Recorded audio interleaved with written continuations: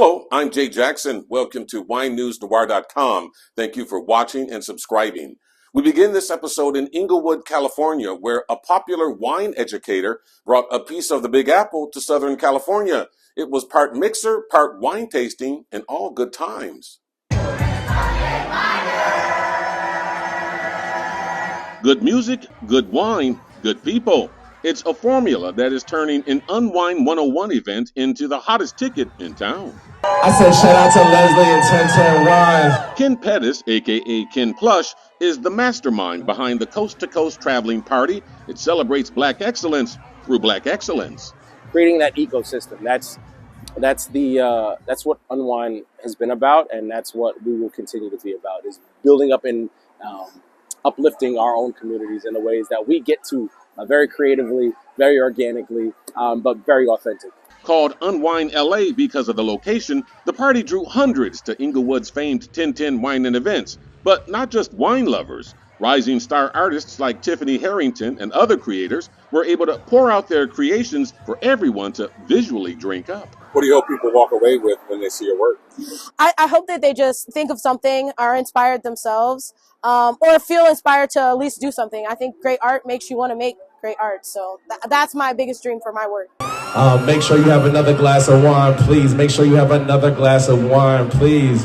With multiple WSET wine credentials, Pettis' first love is serving as a wine educator, but in his own way, whether it's New York, Atlanta, or LA, and with celebs making cameos such as Dwayne Wade and Deborah Cox, just to name a few, the party is like no other. And by choice or by chance, these people are learning wine sip by sip, having a good time, lesson by lesson. I loved it because everybody seemed to be having a great time. Everybody was eating, having a good glass of wine, and the music was phenomenal.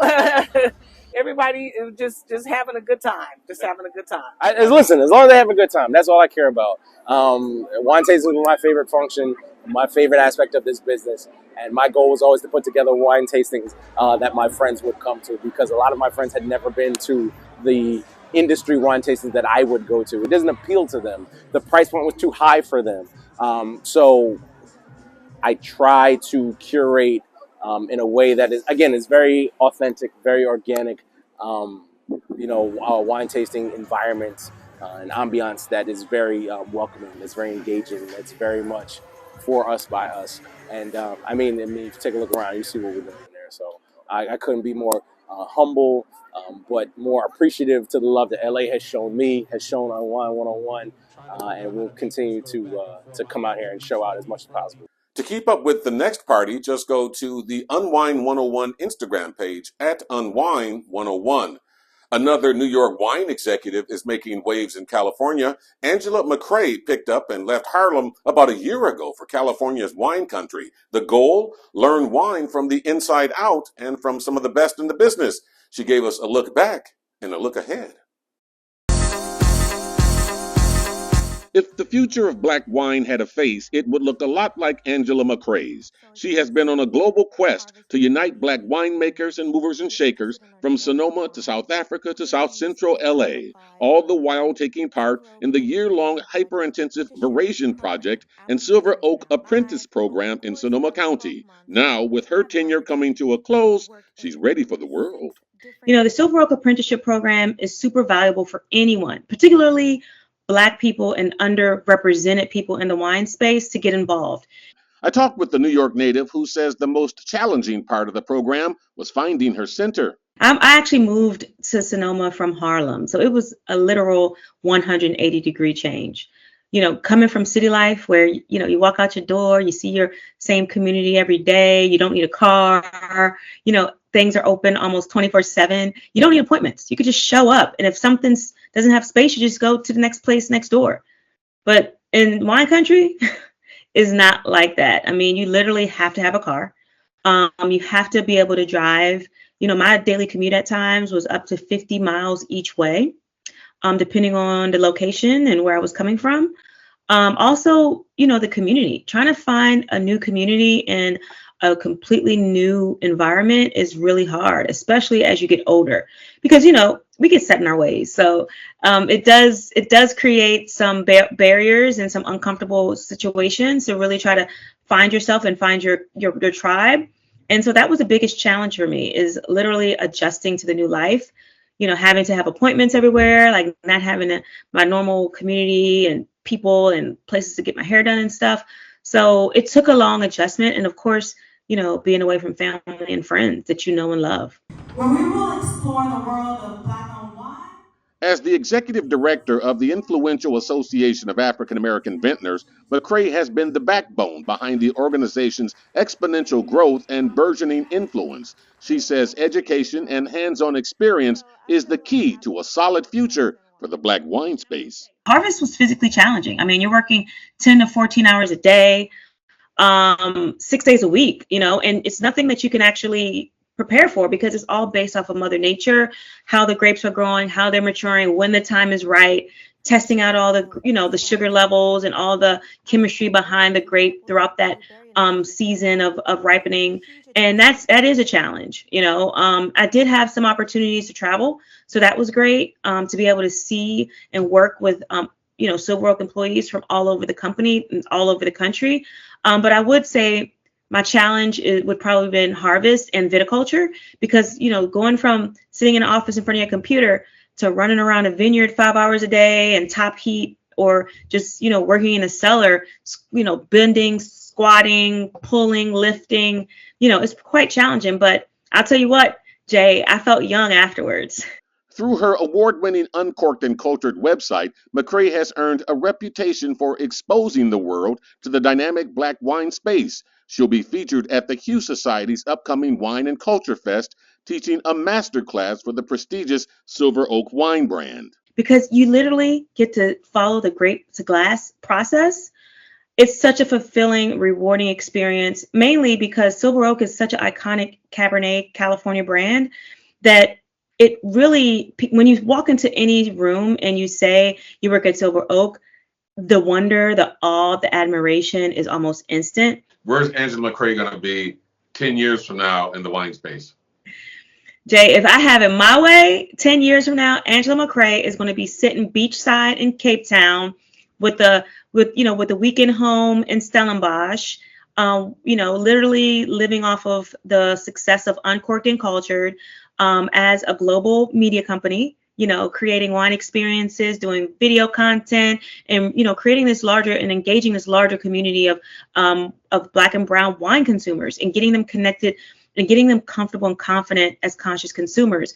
But then also being able to continue that, the advocacy work that I so love and hold dear to my heart.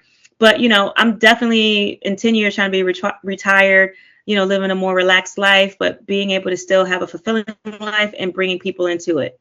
As mentioned, McCrae is heading up a master class on Silver Oak at the Hugh Society's Wine and Culture Fest. The popular wine festival and conference is being held in Washington, D.C. from July 11th through the 14th. It's often ranked as one of the top wine festivals of the year. It features keynotes from some of the leading Black winemakers, chefs, and influencers from around the world. For information on the festival, go to their website at wineandculturefest.com.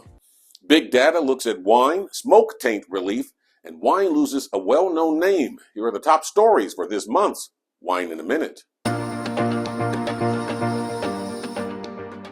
The prestigious Harvard Data Science Review is taking on wine. The journal focuses on data and how it can make the world better.